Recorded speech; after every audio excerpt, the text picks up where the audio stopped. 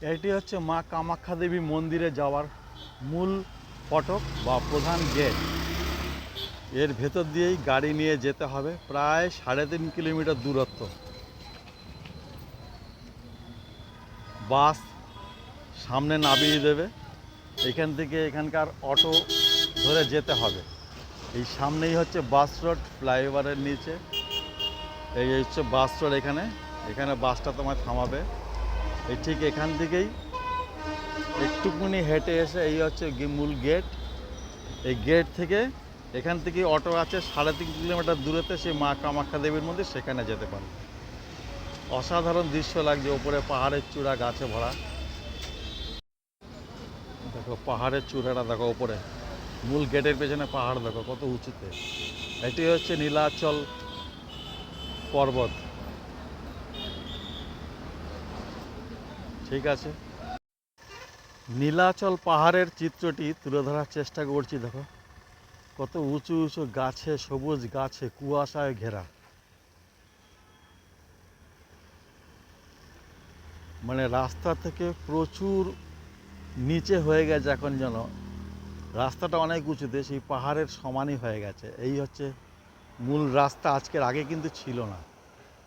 দেখো কত উঁচুতে গাছগাছালি দিকে। এই হচ্ছে রাস্তা, একদম ঝাঁ চকচকে রাস্তা। এই হচ্ছে পাহাড়টা উপরে উঠতে উঠতে গেছে, দেখো সবুজ বনে। এই হচ্ছে রাস্তা, এইখান থেকে গিয়ে কামাখ্যা মন্দিরে যায় আঁকা বাঁকা পথে। দেখো দারুণ দৃশ্য, এইসব গাড়ি যায় এখান থেকে। প্রায় মূল গেট থেকে মন্দির অবধি 3.5 কিলোমিটার দূরত্ব। খুব সুন্দর দৃশ্য। এসে পৌঁছলাম আসামের গুয়াহাটি শহরের খুব কাছেই সেই কামাখ্যা মন্দির। দাপর যুগের সৃষ্টি এই সেই কামাখ্যা মন্দির। এই তার হচ্ছে মূল গেট। আমি এই মূল গেটের ভিতর দিয়ে ঢোকার চেষ্টা করছি।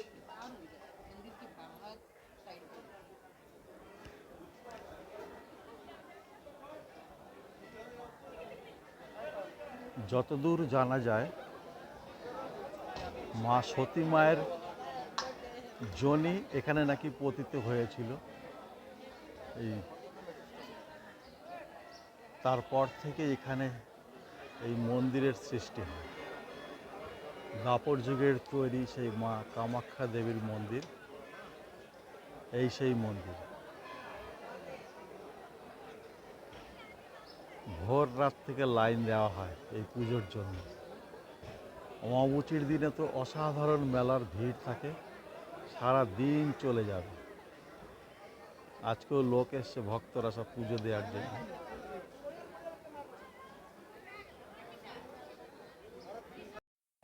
কামাখ্যা মন্দিরে পুজো দেওয়ার জন্য লাইন দেখো, প্রচুর ভিড়, মানে প্রচুর লাইন পড়ে গেছে। দেখো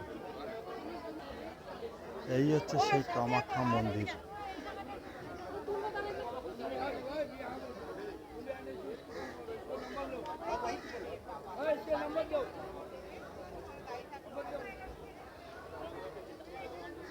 খুব সুন্দর। মূল গেট যেখানে, সেখানে বাস নামিয়ে দেয়, সেখান থেকে অটো করে আসতে হয় পাহাড়ের আঁকা বাঁকা চড়া পথ দিয়ে। প্রায় 3.5 কিলোমিটার দূরত্ব ওই মূল ফটক থেকে মন্দিরের দূরত্ব।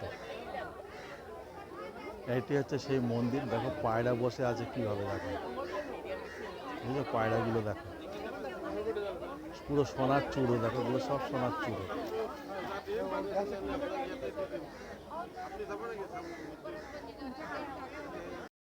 এটা হচ্ছে শীতলা মায়ের মূর্তি। শীতলা মায়ের পুজো দিয়ে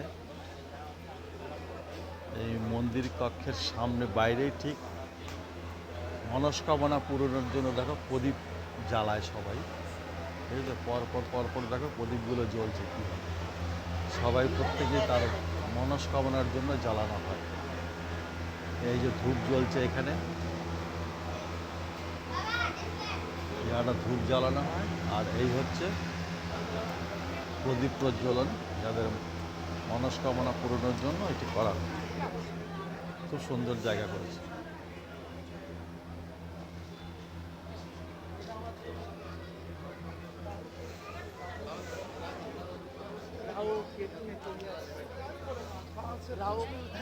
এই হচ্ছে বাইরের মন্দিরের চূড়াটি দেখো।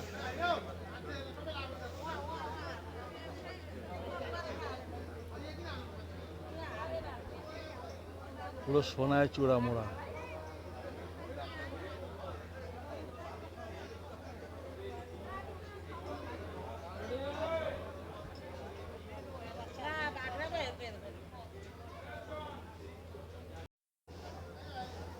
পুজো দেওয়ার জন্য সব লাইন দিতে প্রস্তুত। দেখো কত রাত ভরে লাইন দিয়েছে সব, এই ভেতর দিয়ে যাচ্ছে সব কামাখ্যা মায়ের পুজো দিতে।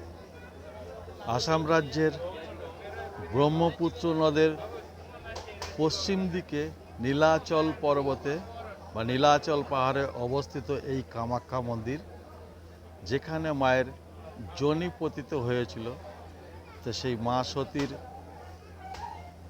তাকে শ্রদ্ধা জানাই, আমরা সকলে পুজো দিই। এই সেই বিশেষ জায়গা, আসামের গুয়াহাটির প্রাণকেন্দ্রেই অবস্থিত এই কামাখ্যা মায়ের মন্দির। আসামের গুয়াহাটির প্রাণকেন্দ্রে অবস্থিত ব্রহ্মপুত্র নদের ঠিক পশ্চিমে নীলাচল পাহাড়ের বুকে অবস্থিত কামাখ্যা মায়ের মন্দির। এই হচ্ছে কামাখ্যা মায়ের মন্দিরের সিংহদ্বারের যে গেট, সেটি। এই সিঁড়ি দিয়ে নিচে নেমেই এই হচ্ছে কামাখ্যা মায়ের মন্দিরটি। ওপরে স্বর্ণের চূড়ায় মোড়া মন্দির, যেটি দাপর যুগের তৈরি এই মন্দির। প্রচুর লোকের সমাগম, ভোর রাত থেকে এখানে পুজো দেওয়া চলে। এই হচ্ছে একটি সিংহ, আর এই দিকে আরেকটি সিংহ, এগুলি সব পেতলের। এই সিংহর দ্বার দিয়ে নিচে নেমে ওপাশ দিয়েও গেট আছে, পুজো দিতে যাওয়া যাবে।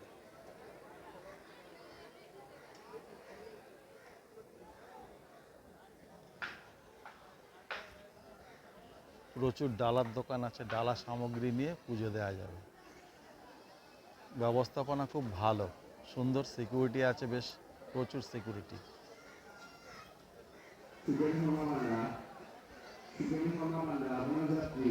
ঠিক আছে, কামাখ্যা মাকে আমি প্রণাম জানাই, সকলের মঙ্গল করুক এটাই।